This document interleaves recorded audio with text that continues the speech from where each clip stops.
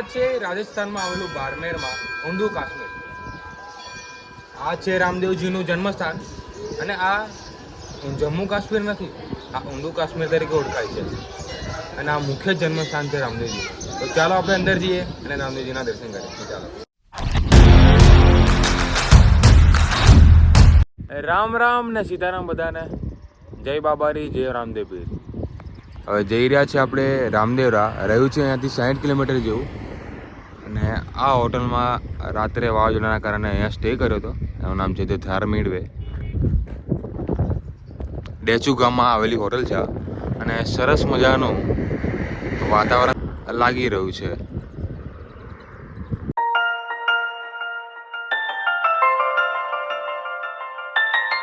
શિવશક્તિ કાઠિયાવાડી ઢાબામાં હમણાં જ નાસ્તો કર્યો છે.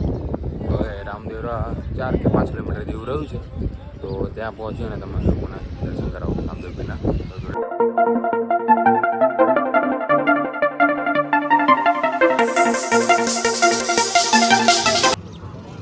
ફાઇનલી આપણે પહોંચી ગયા છે રામદેવરા.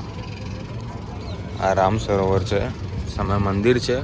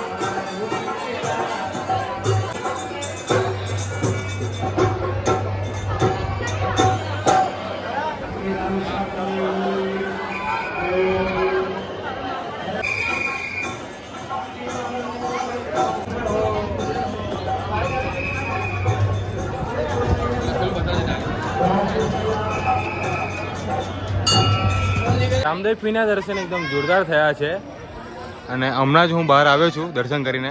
અને બીજના કારણે બહુ જ ભીડ છે અને રામદેવ પીર બધાની મનોકામના પૂરી કરે. ચાલો આપણે હવે આગળ જવા રવાના થઈએ. આ છે પરચા બાવડી જવા માટે રસ્તો. આ છે બાબા રામદેવની પરચા બાવડી. હવે અંદર આપણે જઈ રહ્યા છે અને બહુ જ પૌરાણિક જગ્યા છે આ.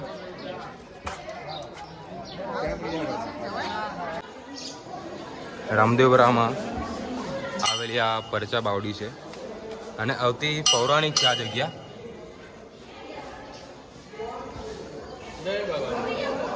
જય બાબારી.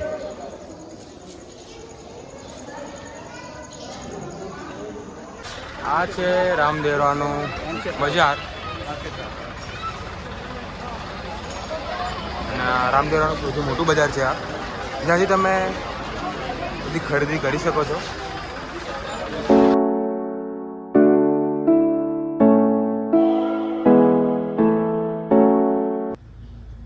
આ છે બાળમેર હાઈવે અને અમે જઈ રહ્યા છીએ ઊંધું કાશ્મીર, જ્યાં રામદેવજીનું જન્મસ્થાન આવેલું છે. તો આપણે ત્યાં હવે પહોંચવાની તૈયારી છે. 15 થી 20 કિલોમીટર જેવું રહ્યું છે. તો ચાલો આપણે ત્યાં પહોંચીએ અને ત્યાં જન્મસ્થાનના દર્શન કરીએ. આ છે બાબા રામદેવ જન્મભૂમિ અને આ છે ઊંધું કાશ્મીરમાં આવેલું અને લગભગ 15 કિલોમીટર જેવું રહ્યું છે.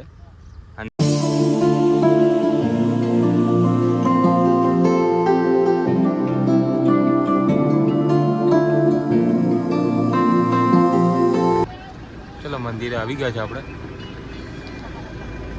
આ છે રાજસ્થાનમાં આવેલું બારમેરમાં ઊંધું કાશ્મીર. આ છે રામદેવજીનું જન્મસ્થાન અને આ જમ્મુ કાશ્મીર નથી, આ ઊંધું કાશ્મીર તરીકે ઓળખાય છે અને આ મુખ્ય જન્મસ્થાન છે રામદેવજી. તો ચાલો આપણે અંદર જઈએ અને રામદેવજીના દર્શન કરીએ. ચાલો. રામદેવજીનું ભક્તિ છે.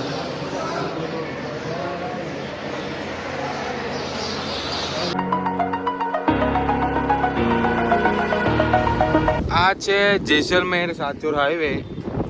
થોડી વાર રેસ્ટ માટે રોકાયા છે, પછી આપણે આગળ મળીએ. I